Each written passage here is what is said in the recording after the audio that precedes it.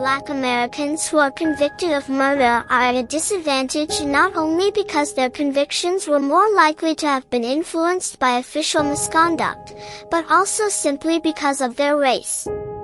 Consider this case. In 1984, 19-year-old Henry McCollum and his 15-year-old half-brother Leon Brown were sentenced to death for the rape and murder of 11-year-old Sabrina Buie in Robeson County, North Carolina. McCollum and Brown were from New Jersey. They were visiting relatives in North Carolina. Both were intellectually disabled, and both falsely confessed under pressure from police. No physical evidence connected them to the crime.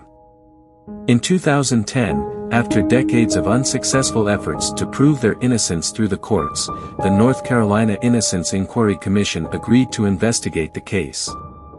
It determined that DNA from a cigarette butt found at the scene of the crime came from Roscoe Artis, a proven serial murderer and rapist who was himself sentenced to death for raping and killing an 18-year-old woman in the same county about a month after McCollum and Brown had confessed.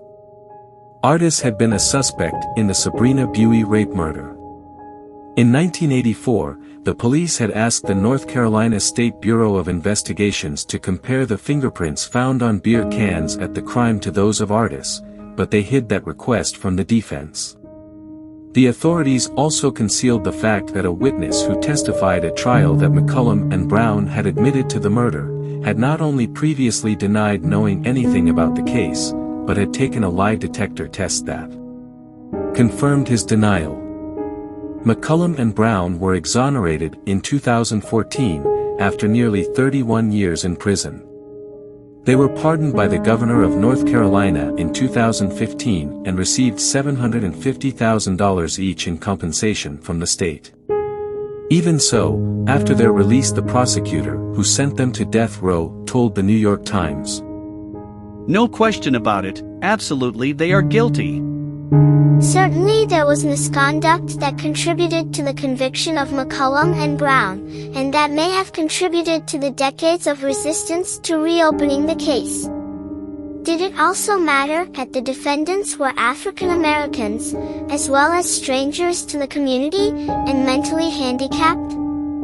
Did their race contribute to authorities' unjustified and apparently unexamined confidence in their guilt even as evidence of innocence mounted?